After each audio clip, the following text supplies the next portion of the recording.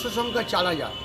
শিক্ষিত যুবতী মহিলাদের স্বনির্ভর হওয়ার সংকল্প, তার অভিনব উদ্যোগ হলো বসিরহাটের টাউন হলে, অর্থাৎ উত্তর 24 পরগনার বসিরহাট মহকুমার টাউন হল প্রাঙ্গণে তাদের সারা বছর হাতের কাজের দক্ষতা নৈপুণ্যতা তুলে ধরলেন। একসময় তারা বিশেষ করে অনলাইনের মাধ্যমে একদিকে তাদের শিক্ষিত মহিলা যুবতীরা তারা হাতের কাজ বিভিন্ন কর্মকাণ্ড তারা ফেসবুকে দিয়ে তাদের এই স্বনির্ভর হওয়ার ডাক দিয়েছিলেন।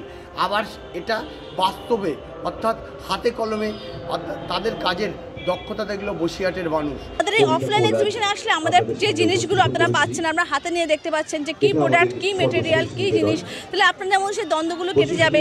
পরবর্তীকালে যখন আমরা অনলাইনে লাইভ করবো বা অনলাইনে আমরা এগুলো সেল করার চেষ্টা করবো, তখন আপনাদের মনে এই দ্বন্দ্বটা থাকবে না যে জেনুইন সেলার কিনা বা এর কাছ থেকে আমরা সঠিক জিনিস পাবো কিনা, এই ভয়টা থাকবে না। তো সেই কারণেই আমরা মেনলি অফলাইন এক্সিবিশনটা আয়োজন করি, যাতে মেয়েরা নিজেদের পায়ে দাঁড়াবার একটা জায়গা পায়। হাতে তৈরি করা এবং হাতে ডাই করা, যেগুলো জেনারেলি পরিবেশের কোনো ইকোনমিক্যাল এবং প্র্যাকটিক্যালভাবে কোনো ক্ষতি করে না, সেই ধরনের মেটেরিয়ালগুলো আমরা জেনারেলি ইউজ করি। কাপড় তো আছেই, কাপড়ের সাথে সাথে চট, যেগুলো পরিবেশের বর্তমানে একটু হারিয়ে যেতে বসেছিল, সেই ধরনের জিনিসকে আমরা অ্যাপ্লাই করছি।